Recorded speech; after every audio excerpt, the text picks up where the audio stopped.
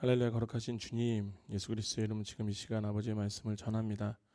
주님, 오늘 우리가 이 말씀을 통하여서 하나님의 백성으로 살아가야 되는 우리들의 자세가 어떤 것인지를 깨닫게 하여 주시옵시고, 그렇게 우리가 하나하나 깨달을 때 우리가 하나님의 마음을 이해하고 하나님의 눈으로 이 세상을 바라보고 하나님의 그 생각으로 이 세상을 품을 수 있기를 원합니다.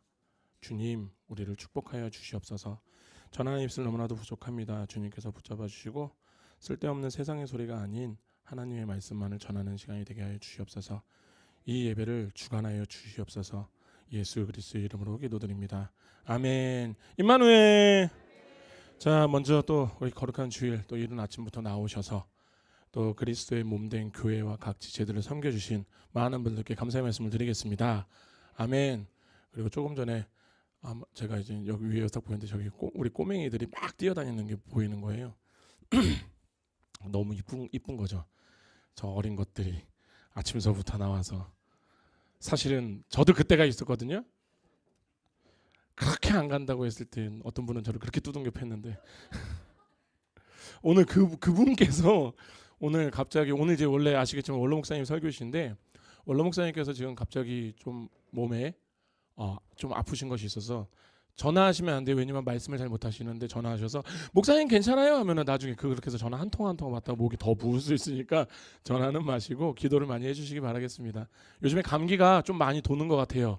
그러니까 우리 성도님들 감기 조심하시길 바라겠습니다. 자, 오늘 본문의 말씀. 참 우리가 이 믿음 생활을 하는 데 있어서 어쩌면 가장 중요한 부분 아니면 어쩌면 가장 기본되는 말씀인 것 같다라는 생각. 그러니까 우리가 성도들이 사실은 우리가 믿음 생활을 할 때 있어서 가장 올바른 자세가 바로 뭐냐면은 듣는 것. 그러니까 제가 오늘 말씀드릴 거는 단순히 듣는다라는 게 말씀을 듣는 자가 아니에요. 말씀을 단순히 듣는 자가 끝나는 것이 아니라 그러니까 우리가 예배의 자리에 와서 그냥 내가 예배의 자리를 지켰다고 해갖고 내가 마치 크리스찬이라고 생각하시면 안 돼요. 그거는 누구나 할 수 있는 거고요. 지금 심지어는 어떤 분들은 유튜브를 통하여서 많은 목사님들의 설교를 안 믿지만 듣는 분들이 많아요. 왜냐하면 어쨌든 좋은 소리를 하고 있으니까. 근데 성도들은 달라요. 성도들은 이 들은 말씀을 통해서 변화된 삶을 살아가는 자들이에요. 그러니까 우리가 이렇게 살 때 하나님의 말씀은 우리의 내면에서 변화를 시키고 그 변화를 통하여서 우리는 그 열매가 행동으로 나타난다라는 것. 이게 우리의 신앙의 증거가 되는 것. 그리고 더 나아가서는요. 하나님은요. 이렇게 우리가 신앙의 증거를 이 세상에 보여주고 살 때 거기에서 하나님의 영광이 다 드러나는 거예요. 그렇게 오늘 본문의 말씀 듣기, 말하기, 분노. 이것은 진짜 정말로 하나님의 말씀을 듣는 이들이 행하는 자로 살아갈 때 가장 신중해야 되는 어떻게 보면 가장 기본인 말씀이라고 저는 생각이 듭니다.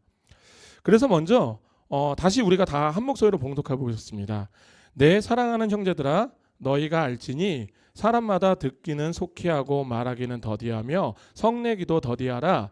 사람이 성내는 것이 하나님의 의를 이루지 못함이라. 아멘. 오늘 본문에서 정확하게 얘기해요. 듣기, 말하기, 분노에 대한 권면으로 일단 시작을 해요.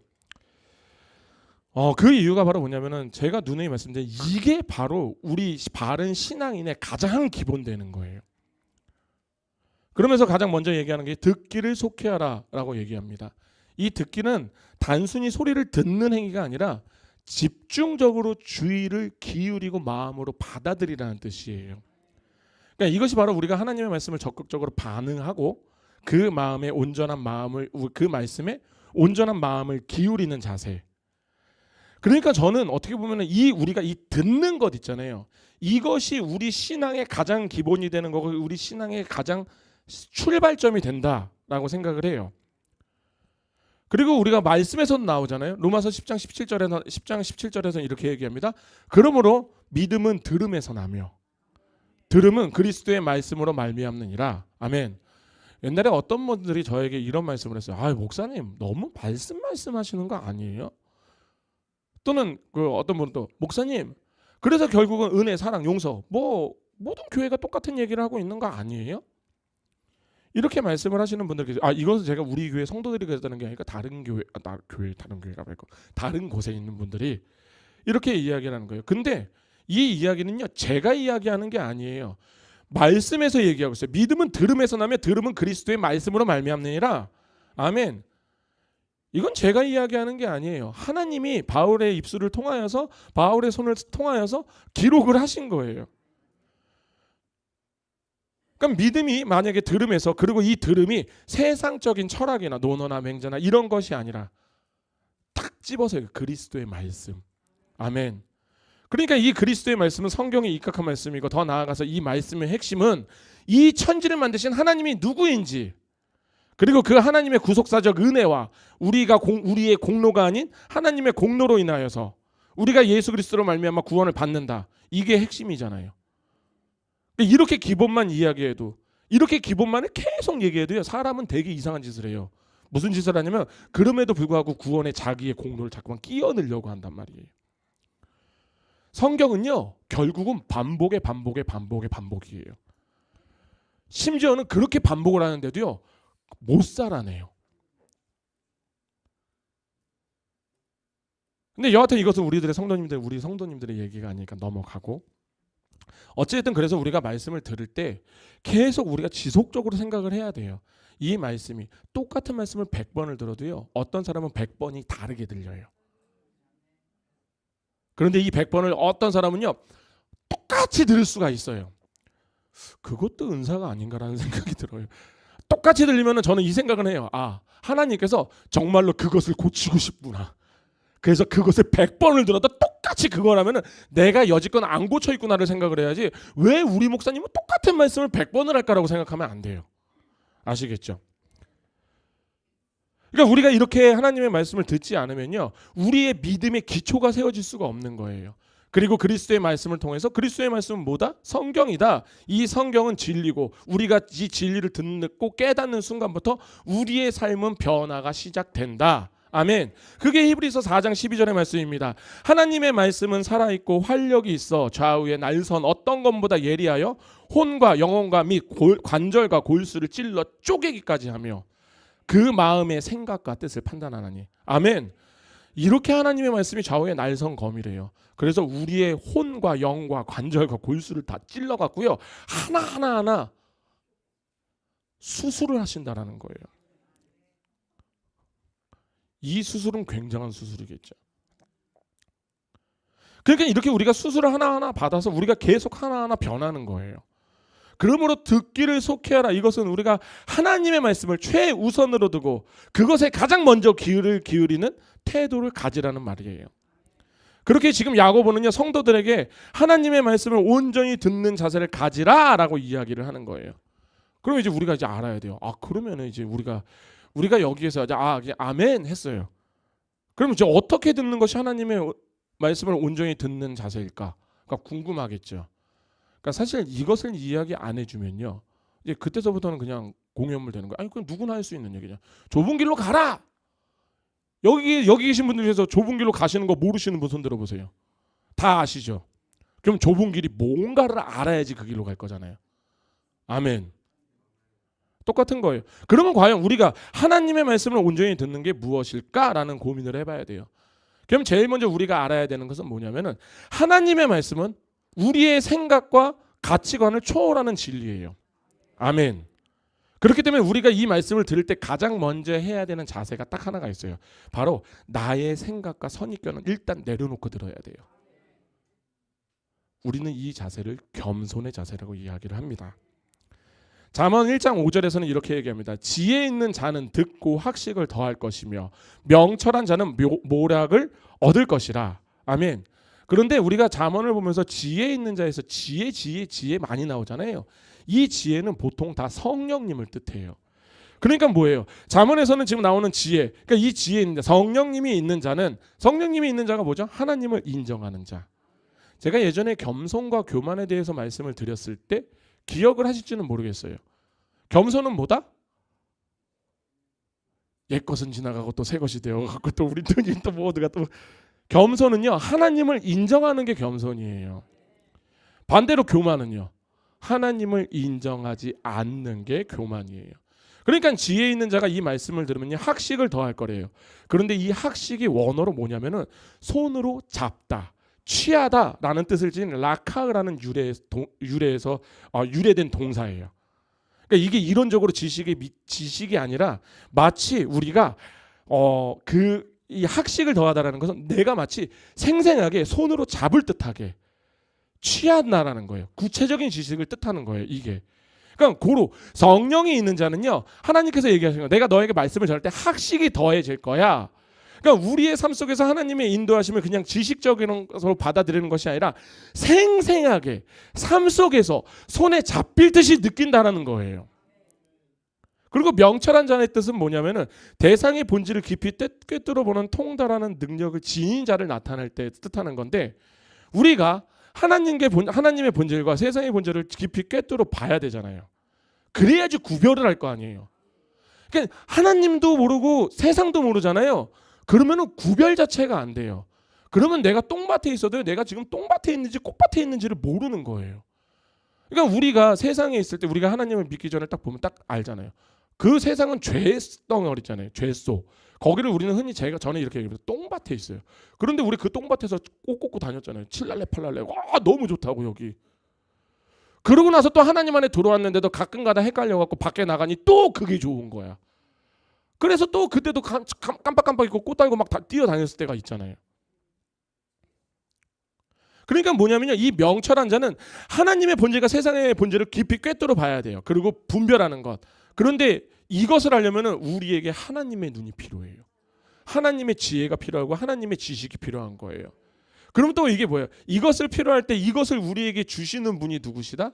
성령 하나님이시다. 그러니까 이런 성령 하나님이 갖고 있는 자, 이 명철한 자가 모략을 얻는다고 말하잖아요. 이 모략은요, 원어로 해석하면 밧줄을 당기다, 조종하라는 뜻의 동사에서 유래된 명사. 그러니까 뭐냐면은 마치 뛰어난 선원이 거센 풍랑을 딱 마주치더라도 우리 영화들 많이 보셨었잖아요. 또 대답 안 하고 또 우리 교회는 도대체 우리 담임 목사님만 영화를 많이 보나 보다 막 생각하는 것 같은데, 그것이 아니라 우리 영화 같은 데 보면 막 진짜 막 배를 막 조종 잘하는 사람들이 막 풍랑이 와도 어떻게 하고 돛을 내리고 막 해갖고 그 풍랑을 막 헤쳐나가잖아요. 지금 그 얘기를 하는 거예요.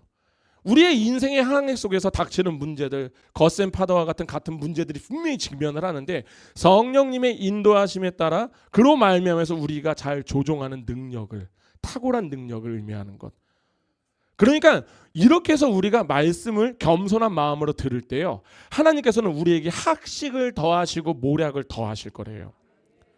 그렇게 우리는요, 이 세상이라는 거친 풍랑이 넘실거리는 이 바다를요, 하나님의 지혜를 가지고 뚫고 나갈 수 있다라는 거예요. 그렇게 우리는 이 말씀을 듣는 동안에 나의 자신의 경험과 고정관념과 선입견을 일단 내려놔야 되는 거예요. 그리고 열린 마음으로 하나님의 말씀을 받아들여야 되는 것. 제가 조금 전에 읽었잖아요. 히브리서 4장 12절에 있는 말씀. 하나님의 말씀은 살아있고 활력이 있어서 좌우에 나의 성검으로 어떤 것보다 예리하다. 아멘. 그래서 이 말씀은요, 우리의 마음을 꿰뚫을 거라고요. 변화시키는 능력이 있다라는 거예요. 그리고 우리가 이 말씀을 들을 때 열린 마음으로 말씀을 듣는 자, 매 순간 모든 말씀에 있어서 자신에게 하나님께서 하시는 말씀으로 들을 것. 조금 전에 아까 말씀드린 100번을 들어도 100번을 다르게 듣는 사람이 있고요. 100번을 들어도 100번을 똑같이 듣는 자가 있어요. 그런데 어떤 얘기는 다 다르게 적용이 될 거고 어떤 이는, 다시 한번 말씀드릴게요. 100번을 들었는데 100번이 똑같다면 그거를 아직 안 고쳤다라는 거예요. 그렇게 되면요, 아마 하나님이 1000번을 설교를 해도 1000번을 똑같은 설교를 하실 거예요. 그러면 우리 진짜 빨리 깨달아야 돼요. 내가 진짜 이걸 버려야 되는구나. 이게 바로 우리가 열린 마음으로 말씀을 들어야 되는 이유인 거예요. 그렇게 우리가 말씀을 통해서 우리의 삶이 하나하나 변화되기 시작합니다. 그리고 듣기를 속히하라라고 이렇게 권면하는 이유를 우리가 하나를 더 찾자면은, 성도는 하나님의 말씀을 듣는 데 있어서 방해되는 요소들이 굉장히 많아요. 우리는 하나님의 말씀을 듣기 위해서는 온전히 이런 방해 요소들을 다 끊어내야 돼요. 그런데 가장 큰 요소가 뭐냐면 바로 교만한 마음이에요. 이 마음은 절대로 하나님의 말씀을 받아들이지를 못하게 하죠. 왜? 자신이 더 옳으니까. 내가 옳고 내가 옳다라는 걸 더 믿거든요. 그러니까 말씀을 단순히 정보로가 여기니까 이 말씀이 우리의 마음에 뿌리를 내리지 못하는 거예요. 그런데 잠언 18장 2절에서는 이렇게 말합니다. 미련한 자는 명철을 기뻐하지 아니하고 자기의 의견을 드러내기만을 기뻐하느니라. 아까 교만이 제가 뭐라고 했어요? 하나님을 인정하지 않는 것. 그러니까 제가 여기서 백날 설교를 해도요, 진짜 교만한 사람은요 인정이 안 돼요. 그리고 심지어는요 그 말씀을 판단하기 시작하는 거예요. 그러니까 이 교만한 마음이 있으면은 정말 믿음 생활하기가 힘들어요. 오히려 그러면은 저는 그냥 유튜브를 찾아보시면은 그 요즘에 그 뭐 힐링이니 뭐니 해갖고 그 어떤 막 교수들 나와갖고 막 웃기게 하면서 막 상담해 주는 거 있잖아요. 그냥 그런 걸 보세요. 그게 나아요. 두 번째로는 뭐가 있으면 분주함과 산만함이에요. 오늘날 우리가 이 세상에 살아가면서 참 마음을 많이 세상 일들에서 마음을 많이 뺏기죠. 그래서 마음에 집중을 못할 때가 많습니다. 그러니까 우리가 일상 속에서 시간을 내어서 사실은 하나님의 말씀에 온전히 집중할 수 있는 습관을 가져야 돼요. 예수님께서 마르다고 하셨던 얘기가 있어요. 누가복음 10장 24절인데 42절의 말씀이죠. 몇 가지를 하든지 혹은 한 가지만 하든지 족하니라 이렇게 말씀하세요. 다들 아시는 말씀이니까 제가 설명을 드리겠습니다. 마리아하고 마르다가 예수님을 섬기겠다고 하잖아요. 그래서 막 하고 있는데 마르다는 지금 너무 바빠요. 예수님을 또 이것도 먹여야 되고 저것도 해야 되고 이 양반이 왠지 모르게 허해 보여. 그래서 난 보약도 해 먹어야 돼. 그래서 막 바쁜데 아니 이 밉상 마리아가 예수님 발치에 딱 앉아갖고 말씀만 듣고 있는 거예요. 그러니까 이제 마리아 이제 입장에서 열받는, 이거 장난하나? 우리 그렇잖아요. 이게 장난하나? 그래서 예수님한테 직접 가서 부탁해요. 예수님, 마리아에게 좀 얘기 좀 해주세요. 같이 좀 하라고. 그러니까 예수님이 얘기하시는 게 뭐냐면 몇 가지를 하든지 혹은 한 가지만 하라. 이게 뭐냐면 새 번역본으로 보면요, 한 가지만으로도 족하다. 그러니까 예수님이 말씀하시는 건 뭐냐면 이런저런 것들 중요한 게 아니라니까. 너희들 지금 있잖아. 너희들 지금 대출 받고 너희들 뭐 아파트 사고 너희들 뭐 하고 이런 거 하고 네가 오늘 저녁에 소고기를 먹으니 돼지고기를 먹어야 되니 이런 게 중요한 게 아니라 제일 중요한 것은 하나님의 말씀을 듣는 거야. 제가 지금 장담할 수 있다니까요. 지금 여기에 계신 분들 중에서도 분명히 지금 내가 오늘 어떻게 해야 되지 저렇게 생각하시는 분들 계실걸요? 아멘. 우리 역시 대승형제. 맞아요. 진짜라니까요. 대승형제가 그러는 게 아니라요. 진짜 동의를 하는 거예요. 우리가 다 동의가 될 거예요 아마. 단지 우리가 아멘을 하면 이제 내가 하는 것 같아서 얘기를 못하는 거지만 제가 인정은 합니다. 근데 우리가 분명히 우리가 들어야 되는 것은 이런 분주함과 산만함을 버리지 않으면요. 우리가 온전한 말씀을 듣는 게 굉장히 힘들어요. 그리고 또 마지막으로 뭐 있을까요? 우리가 열린 마음으로 하나님의 말씀을 듣는 것 중에 또 하나 마지막으로 얘기를 하면은 분노나 부정적인 감정이 들 때에는 이 말씀을 듣는 게 굉장히 큰 방해가 돼요. 그래서 우리 본문의 20절에서 사람이 성내는 것이 하나님의 의를 이루지 못하겠다. 아멘. 경고하고 있는 거예요. 우리가 설교를 듣다 보면 이런 생각 많이 하죠. 저거 나들으라고 하는 소리 같은데. 누가 내 얘기했나? 누가 내 얘기를 목사님한테 가서 얘기했나? 이렇게 자신의 죄를 지적하고 삶의 변화를 요구하는 말씀을 들으면요. 그럴 때는 내가 만약에 분노나 부정적인 감정이 들면요. 무슨 생각이 드냐면 일단적으로 이 말씀을 반항을 해요. 거부하기 시작해요. 제가 이런 말씀 드렸죠. 저는요. 표적 설교를 하지 않아요. 그런데 듣는 분들은요. 다 표적 설교로 들으셔야 돼요. 이게 은혜예요. 그러니까 사실 이게 얼마나 큰 은혜냐면 하나님이 얼마나 관심이 많으면은 여기 계신 우리 집사님들에게 권사님들에게 장로님에게 얼마나 관심이 많으면은 이 이야기를 듣는데 와 이거 나 들으라고 하는 얘기네. 그 하나님께서 진짜 너 들으라고 하는 얘기야라고 얘기하시는 걸 거예요. 그러면요 우리가 딱 들을 때 다시 한번 저는 절대적으로 표적 설교를 하지 않아요. 그런 깜냥도 안 되고요. 그런데 우리가 그렇게 해서 설교를 들을 때마다 표적 설교를 들으면요. 이런 감사가 없다니까요. 은혜가 없다니까요. 근데 만약에 그것을 진짜 막 부정적인 느낌으로 분노의 감정으로 듣기 시작하면요. 그때부터 설교 지적질하기 시작해요. 근데 저는 괜찮아요. 지적당하는 저는 왜냐면 저는 원체 설교를 못하는 사람이기 때문에 저는 욕먹어도 괜찮은데 나중에 그 사람이 힘들어져요. 왜냐하면 20절에 정확하게 성내는 것이 하나님의 의를 이루지 못하게 하기 때문에. 그러니까 우리가 이 세 가지만을 딱 생각을 해도 교만함, 분주함과 산만함, 분노나 부정적인 감정을 신경 쓰면서 내가 이것을 배제하기 시작하면서 하나님의 말씀을 듣기를 시작하면 저는 하나 장담할 수 있어요. 반드시 우리 성도님들의 삶의 변화를 직접적으로 경험을 할 거예요. 하나님의 말씀은 아까 뭐라 했어요? 양날검이라고 했어요. 그것도 날이요 바짝 선 십년골수를 쪼개고요. 다 쪼개요. 그렇기 때문에 이 말씀을 그렇게 온전히 우리가 받아들이게 되면은 우리가 변화를 안 한다라는 게 더 웃긴 거예요. 그러니까 하나님의 말씀을 듣는 행위는요 단순히 정보의 전달이 아니에요. 나의 삶을 변화시킬 능력이 있는 말씀이라는 거예요. 그리고 이렇게 나의 삶이 변화한다는 것은 오해하지 마세요. 이렇게 나의 삶이 변화했으니까 나는 이제 허허실실 막 웃고 다닐 수 있어. 이런 게 아니에요. 하나님의 말씀을 듣고 변화를 한다는 것은 자신의 삶의 중심이 하나님의 뜻과 계획으로 재편이 되는 거예요. 세상의 가치를 쫓던 우리들 그 삶에서 벗어나서요. 이제 하나님이 기뻐하시는 삶으로 내 주파소가 안테나를 세우기 시작하는 거란 말이에요. 그래서 시편 119편 105절에서 이렇게 이야기합니다. 주의 말씀은 내 발의 등이요 내 길의 빛이니이다. 아멘. 그러니까 하나님의 말씀은 우리의 삶을 인도하는 등불이에요. 참된 길을 보여줘요.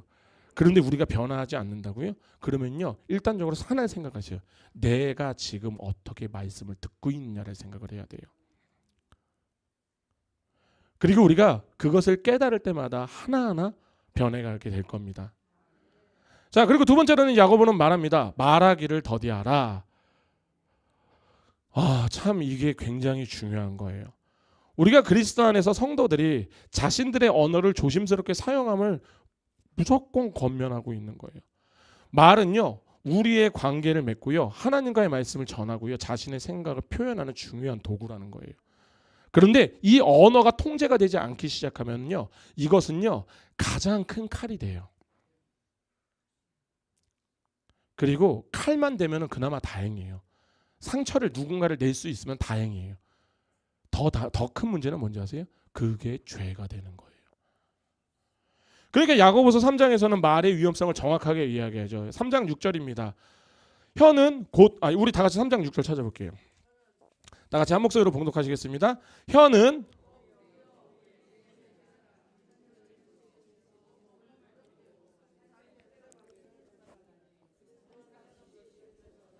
아멘. 이 말씀은요 말의 파급력이 얼마나 큰지를 경고하고 있는 거예요. 통제가 되지 않는 언어는 다른 사람들에게 분명히 상처를 준다라는 거예요. 그리고 더 나아가서 관계를 망치는 거고요. 심지어는 이것이 여기서 끝나는 게 아니라 공동체를 분열시키기 시작해요. 예수님께서 마태복음 12장 36절에서 37절에 이렇게 얘기합니다. 내가 너희에게 이르노니 사람이 무슨 무익한 말을 하든지 심판 날에 이에 대하여 신문을 받으리니 내 말로 의롭다함을 받고 내 말로 정죄함을 받으리라. 아멘. 이것은 굉장히 무서운 말씀인 거예요. 이것은 우리가 단순히 흘려들을 말씀이 아니에요. 하나님께서 심판하시는 중요한 영역 중에 하나가 바로 우리들의 입에서 나오는 말이라는 거예요. 그래서 제가 우리 성도님들에게 누누이 강조하는 것들 이게 왜 그러냐면은 우리가 교회 안에서 이 실수가 가장 많이 나오는 영역이 어디냐면은 우리들이 하나의 정보를 가지고 내가 본 정보를 하나를 가지고 내가 갖고 있는 정보를 하나를 가지고 그것을 판단하지 않고 취합하기 시작해서 이상한 소리를 만들어내고 서로가 서로를 공격하는 일들이 발생을 해요. 그래서 혹시나 다시 한번 말씀드리지만 혹시나 교회 안에서 막 궁금하신 거 있으시면은 이 정보를 찾으러 다니면 우리가 지금 현재 이 전 세계적으로 하고 있는 운동이 뭐예요? 가짜 뉴스, 찌라시들 이런 것들이 좋지 않다는 걸 계속 얘기하고 있잖아요. 그렇지 않나요? 그러니까 이럴 때는요 직접 전화 아니면 우리 장로님들을 통하여서 오셔서 물어보시면 돼요. 그러면 심지어는 우리가 모르고 있는 사실이면요 우리가 취합을 했으면 돼요. 그러니까 우리들이 만약에 이런 것들이 사실이 제대로 다 확인이 안 된 것들 근데 내가 단지 하나를 봤다고 해서 내가 하나를 들었다고 해서 이것이 맞다라고 생각해서 이야기하고 다니다 만약에 이것이 아니고 뒤집어지면 어떡할 거예요? 그러면 큰일 나는 거예요. 그러게 지금 야고보는 얘기하는 거예요. 너희들이 말을 할 때 있잖아. 너희들이 이런저런 거 할 때 굉장히 조심해야 돼. 그러니까 이 말하기를 더디하라 단순히 말을 적게 하라는 의미가 아니에요. 이는 경솔한 말과 조급한 판단을 삼가하고 너희가 하나님의 뜻에 따라서 신중하고 지혜롭게 말하라는 거. 아멘. 그러니까 우리가 말하기에 앞서서 제가 항상 우리 성도님들에게 말씀드리죠. 우리가 하나님의 응답을 받을 수도 있고 하나님께서 어떤 마음을 주셔서 누군가에게 이야기를 할 수 있어요. 그럴 때는요 우리가 굉장히 기도를 많이 하고 가셔야 돼요. 그냥 하루 이틀 하나님 마음 주셨으니까 제가 가겠습니다. 그래놓고 가자마자 하나님께서 말씀하셨어요. 죄를 짓고 있대요. 그럼 그분의 입장에서 뭘요? 싸움 나는 거예요.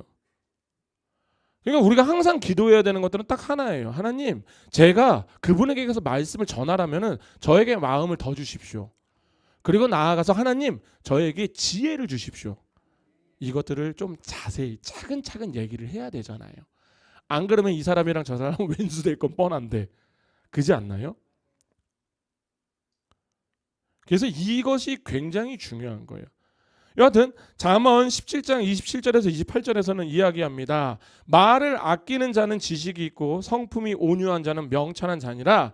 미련한 자라도 잠잠하면 지혜로운 자로 여기고 그 입술을 닫으면 슬기로운 자로 여기느니라. 아멘.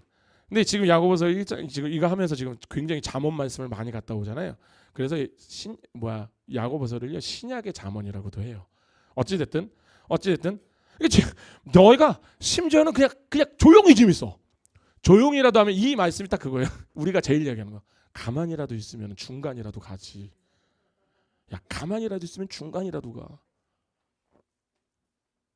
그러니까 이 말하기를 더디하는 것은요. 성숙한 신앙인의 가장 중요한 특징인 거예요. 그리고 마지막으로 야고보는 성내기를 더디하라 라고 권면을 하고 있습니다. 성도가 분노를 절제해야 된다는 점을 강조를 하고 있는 거예요. 이는 왜 단순히 화를 억제하라는 이게 심리적 조언이 아니라 성도의 분노, 그러니까 우리들의 화가 하나님의 뜻과 의를 이루는데 100% 장애가 된다는 거예요. 그렇기 때문에 20절에서 경고합니다. 사람이 성내는 것이 하나님의 의를 이루지 못함이라. 그러니까 분노는 우리가 분노를 생각을 해봐야 돼요. 우리가 분노는요 우리의 자아와 욕망에서 비롯이 되는 거라니까요. 더 쉽게 말씀을 드릴게요. 내가 화 왜 나는지 아세요? 내 마음에 안 들어서 그래요. 저는 교회 안에서 우리가 정죄가 없어지면 안 돼요. 정죄를 해야 돼요. 징계를 해야 돼요. 그런데 이 징계나 정죄가 어떤 징계고 어떤 정죄가 돼야 되면 하나님의 입장에서 봤을 때 해야 되는 징계와 정죄여야 돼요. 근데 우리는 보통 정죄를 할 때 어떻게 하냐면요. 화를 내는 거죠. 화를 낼 때 어떻게 하냐면 우리가 여기서 그렇다고 해서 가만히 있다 보지 집사님 이러면은 그 사람이 또라이인 거죠. 그럼 우리가 어떻게 해요? 내 화를 정당화를 시킬 수 있는 게 뭐냐면 어떤 한 사람을 붙잡고 정죄하기 시작한단 말이에요. 그런데 제가 말씀드렸죠. 정죄할 때 내 스타일 안 맞아서 정죄하잖아요. 내 눈에 꼴도 보기 싫어서 정죄하잖아요. 그러면 지금 얘기하는 거예요. 그 성내는 것을 더디하라. 우리가 이런 식으로 성내기를 시작하면요. 하나님의 뜻과는 전혀 다른 상반된 결과를 나올 수밖에 없는 거예요. 왜? 이 분노는요. 죄로 기울기가 쉽거든요. 왜? 이웃과의 관계를 파괴하거든요. 왜? 하나님의 영광을 돌리는 삶을 방해를 하거든요. 그러니까 이 성내기를 더디하라는 것은 단순히 분노를 참으라라고 얘기하는 게 아니라 너의 감정의 뿌리를 통제를 좀 하라고. 그 감정이 하나님의 뜻인지 아닌지를 판단을 하라고. 그러니까 잠언에서 잠언 또 16장 32절에서 이렇게 합니다. 노하기를 더디하는 자는 용사보다 낫고 자기의 마음을 다스리는 자는 성을 빼앗는 자보다 나으니라. 아멘. 그러니까 이것이 우리가 나의 화, 나의 분노를 다스리는 것은 단순히 인내심의 문제가 아니에요. 절제함의 문제가 아니라 너의 신앙의 지표라고.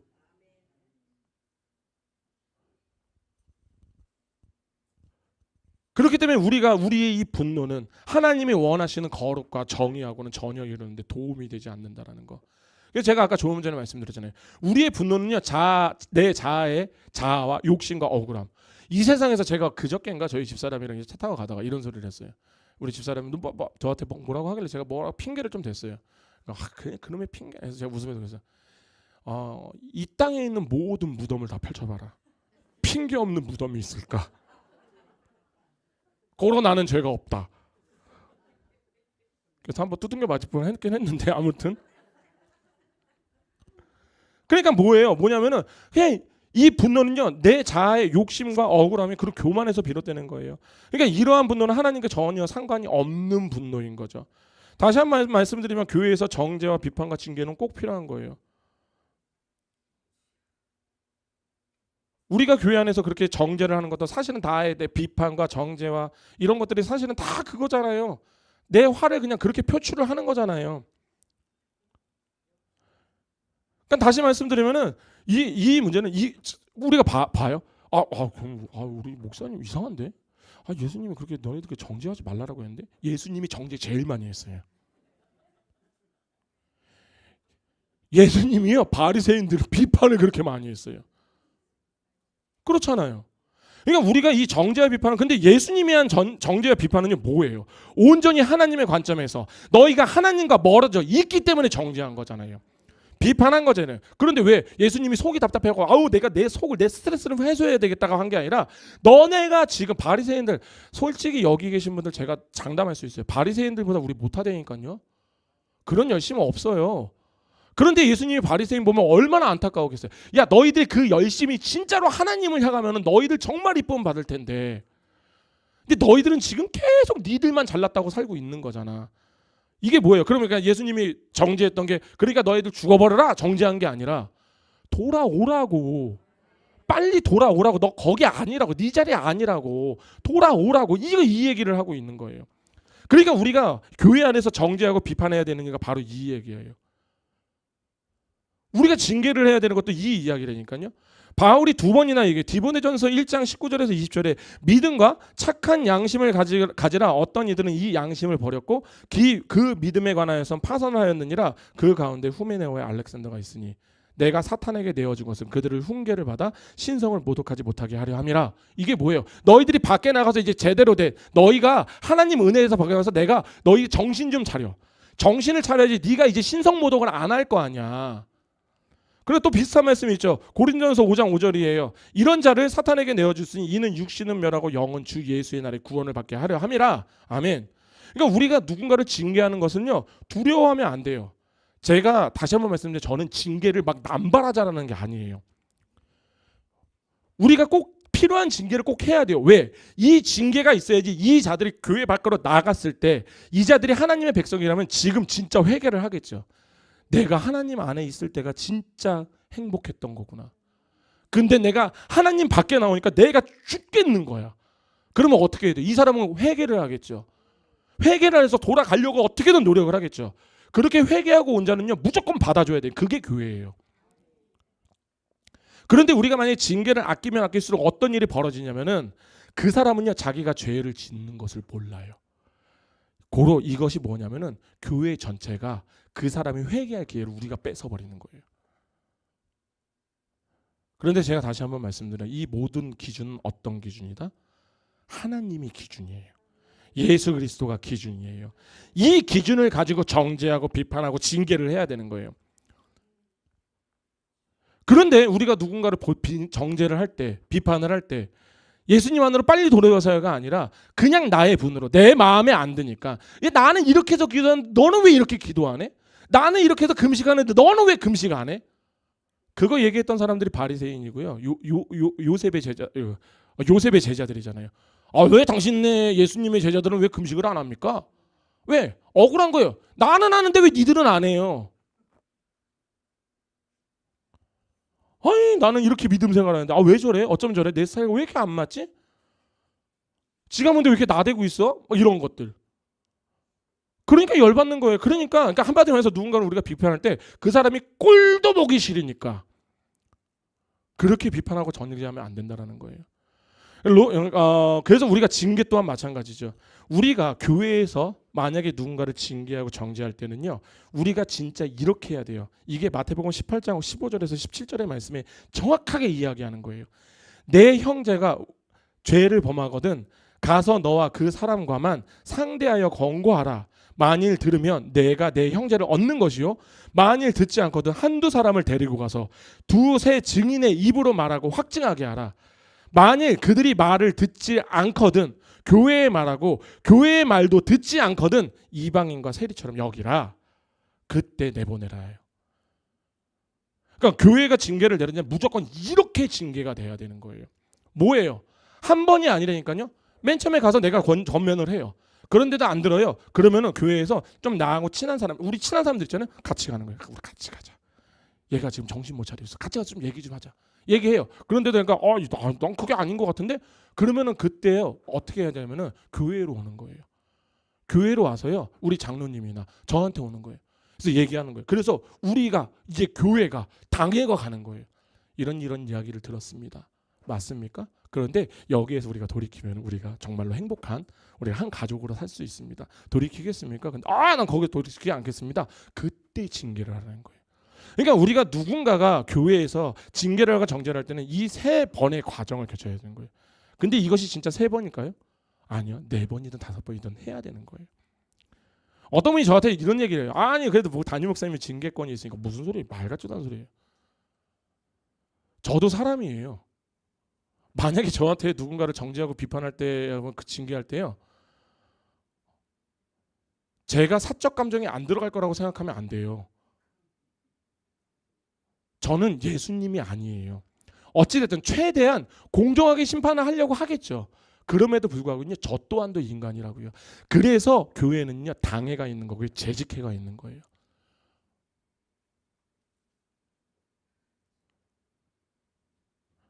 그러니까 만약에 우리가 교회에서 정죄를 하거나 징계를 하잖아요. 우리는 무조건 이 절차를 밟아야 돼요. 그것도 3번? 그러니까 여기서 그러면 이제 3번이라고 해서 3번만 해야지가 아니라 우리가 이것을 때로는 3번이 될 수도 있고 4번이 될 수 있을 거 5번이 될 수도 있고. 그러니까 뭐예요? 정죄와 비판과 징계는요. 교회는 꼭 해야 되는 거예요. 그런데 문제는 뭐다? 내 스타일에 안 맞아서. 나하고 좀 달라서. 내 눈에 꼴도 보기 싫어서. 그냥 저 사람 마음도 안 들어서. 이거는 뭐다? 그냥 내 스스로 화를 못 이겨서 성내는 것밖에 아니다. 그래서 예수님은 마태복음 5장 22절 상상훈순에서 이렇게 얘기합니다. 내가 너희에게 이르노니 형제에게 노하는 자마다 심판을 받게 되고 형제에 대하여 나가라고 하는 자마다 공회로 잡혀가게 되고 미련한 놈이라 하는 자마다 지옥불에 들어가게 되리라. 이렇게 말씀하는 것. 왜? 이 분노의 감정은 단순히 감정의 문제가 아니라 내 감정의 문제이기 때문에. 그러니까 지금 얘기하는 거예요. 네 마음에 안 든다고 성내지 마. 여기 계신 분들 하나님의 눈으로 여기 계신 분들 한 사람 한 사람 보면요. 하나님의 눈에서 꿀이 떨어져요. 왜? 내 새끼 죽여서 살린 애들이잖아요. 너무 이뻐요.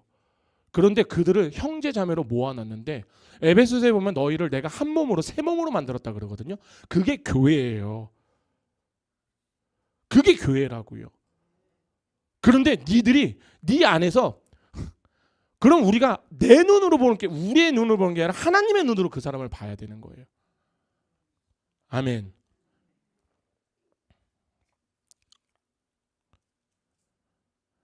그렇기 때문에 이 감정, 내 감정에 의한 분노는 내 자신을 통제 못하게 만들고요. 이로 인해서 최소 단위 가정부터 파괴가 돼요. 더 나아가서 교회가 파괴되고요. 사회가 파괴된다는 거. 고로 우리가 그렇게 했을 때 그리스도인이 그렇게 하면 이제 더 나아가서 하나님의 영광까지도 가려버리는. 그럼 또 우리가 이제 알아야죠. 그러면은 우리가 어떻게 이 언어와 감정을 다스리는 훈련을 해야 됩니까? 이걸 또 아셔야 될 거 아니에요. 그 중에 가장 큰 훈련이 바로 뭐냐면요. 매일매일 하나님의 말씀을 묵상을 하는 거예요. 시편 119편 11절에는 이렇게 얘기합니다. 내가 주께 범죄하지 아니하려 하여 주의 말씀을 내 마음에 두었나이다. 아멘.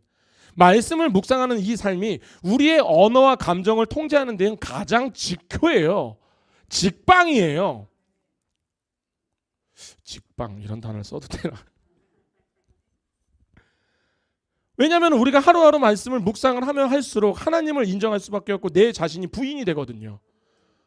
그렇게 되면 내가 누군가를 정죄하려고 한 마음이 듣더라도 이렇게 생각해야죠. 내가 뭔데? 나나 쟤나. 일단 그 마음만 들어도요. 우리가 그 사람에게 나가는 언어가 달라져요. 그리고 그 사람을 품는 마음이 달라져요. 두 번째로 뭐가 있을까요? 우리가 기도로 하나님께 우리의 감정을 다스려야 돼요. 그분은 평안을 주신다고 얘기했어요. 그죠? 제가 지난 시간에 말씀드렸죠. 기도는 뭐라? 나의 삶을 하나님의 삶으로 조종하는 도구라고 말씀을 드렸어요. 만약에 내가 분노가 막 올라올 때, 누군가가 화가 날 때요, 그때 즉시 기도하세요. 그리고 지혜와 인내를 구하세요. 빌립보서 4장 6절에서 7절의 말씀은 이렇게 얘기합니다. 아무것도 염려하지 말고 다만 모든 일에 기도와 간구로 너희의 구할 것을 감사함으로 하나님께 아뢰라. 그리하면 모든 지각에 뛰어난 하나님의 평강이 그리스도 안에서 너희의 마음과 생각을 지키시니라. 아멘. 그러니까 이 기도는 우리가 매일상에서 제가 우리가 기도하니까 내가 힘들어해서 막 교회 와서 주여 막 이렇게 갖고 하다가 갑자기 오늘 주여 100번 했더니만 나 너무 나 후련해. 그거는 자기 스트레스 해소. 그걸 진짜 원하시면요, 그냥 저는 권면해요. 노래방을 가세요. 그리고 소리를 빽빽 지르고 오세요. 기도는요, 있는 그대로 하나님께 올려드리는 거예요. 그리고 나의 생각을요, 하나님의 생각으로 맞추는 게 기도라고요. 제가 지난 시간에 얘기했죠. 우리 뇌는, 하나님이 만드신 뇌는 굉장하다고. 우리가 무언가를 나에게 질문을 던지면 답을 찾아낸다고 생각했잖아요. 나는 왜 힘들지? 하면은 그때부터 힘든 이유가 다 생각이 나는 거예요. 근데 내가 왜 감사해야 돼? 그럼 감사하는 이유가 또 다 생각나잖아요. 그죠? 그러니까 우리가 그래. 우리가 성령님한테 주님, 제가 나의 삶을 하나님께 맞추겠습니다. 어떻게 해야 됩니까? 라고 하면은 사실 여기 계신 분들 제가 설명을 안 드려도요, 어떻게 하는지 다 아세요. 그런데 문제는요, 안 하려고 해요. 때로는요, 안 들으려고. 아예 하나님 그건 아니잖아요. 그건 아니죠.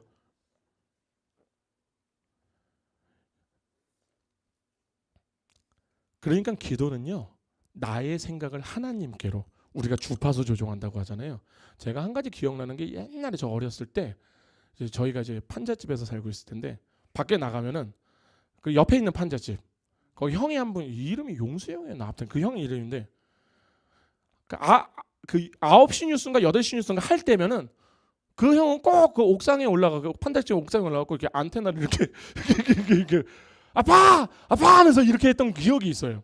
그 기억이 나요. 근데 제가 뭐 그 정도 이제 저희가 이제 살았던 곳이 좀 그랬던 곳인데, 그냥 그게 기억이 나요. 그거라니까요. 우리의 기도는요, 내가 지금 세상 가운데서 내가 주파수 못 잡고 있을 때요, 내가 하나님께로 주파수를 막 맞추는 거예요. 그래서 안테나를 하나님께 딱 고정을 했을 때, 그때 하나님의 방송이 나에게 흘러 들어오겠죠. 그때는 내 분이 사라질 거라니까요. 그리고 하나님의 평안함이 느껴질 거예요. 자, 이제 말씀을 정리하겠습니다. 자, 오늘 본문의 말씀, 이 권면을 통하여서, 이 권면은요, 사실 우리가 신앙생활을 하는 데 있어서 가장 기본적이지만 핵심이에요. 우리 본문에서 말합니다. 말씀은 단순히 듣는 것으로 끝나는 것이 아니라 지식의 축적이 아니라고 얘기합니다. 그것은 우리의 마음을 변화시키고 삶을 새롭게 하는 능력이라고 이야기하고 있습니다. 그렇기 때문에 말씀을 듣는 것은, 제가 말씀드렸어요, 신앙의 첫걸음입니다. 그러나 단순히 이것을 듣는 것에서 끝나지 마세요. 겸손한 마음으로 우리가 항상 말씀을 들을 때 나의 선입견과 교만 다 내려놓으시고 온전히 하나님께서 오늘 나에게 무슨 말씀을 하시는지에 대해서 집중을 하세요. 두 번째로는 듣기는 속히하고 말하기와 성내기는 더디하라고 권면하고 있어요. 우리의 언어나 감정은 무조건 통제가 돼야 돼요. 우리의 분노에서 나오는 말은요, 무조건 경솔한 말이 돼요. 나의 분노에서 나오는 화는요, 무조건 사람을 아프게 해요. 그런데 온유와 지혜의 태도를 가지고 하나님의 사랑을 구하고 나아가게 되면요, 그 공동체 안에서는요, 서로가 서로를 더 격려할 수밖에 없어요. 그렇기 때문에 저는 이 말씀을 드렸습니다. 매일매일 말씀을 묵상하십시오. 그리고 기도하십시오. 그렇게 하나님의 뜻에 내 자신을 맞춰 가십시오. 세상의 분주함과 산만함, 그 속에서도 우리가 하나님의 평안을 누릴 수 있는 방법이 바로 이 방법밖에 없는 거예요. 그렇게 우리가 하나님의 말씀을 우리의 마음에 새기고 매 순간 기도로 하나님의 지혜를 구하고 인내를 구하세요. 그러면 우리의 삶은요, 장담 안 되니까요, 100% 변화하기 시작할 거예요. 마지막으로 한 말씀을 전하겠습니다. 읽겠습니다. 119편 시편 119편 105절의 말씀, 아까 읽었던 고백처럼 주의 말씀은 내 발의 등이요 내 길의 빛이니이다. 이 믿음을 품었으면 좋겠어요. 그리고 이 말씀을 듣고 오늘부터 우리가 행하는 삶을 통하여서 하나님의 나라와 의를 이루는 복된 성도가 되시기를 예수 그리스도의 이름으로 축원합니다. 기도하시겠습니다. 할렐루야. 거룩하신 주님, 예수님의 이름으로 지금 이 시간 아버지의 말씀을 전하였습니다. 주님, 우리가 하나님의 이 권면을 듣는 자가 되게 하여 주시옵소서.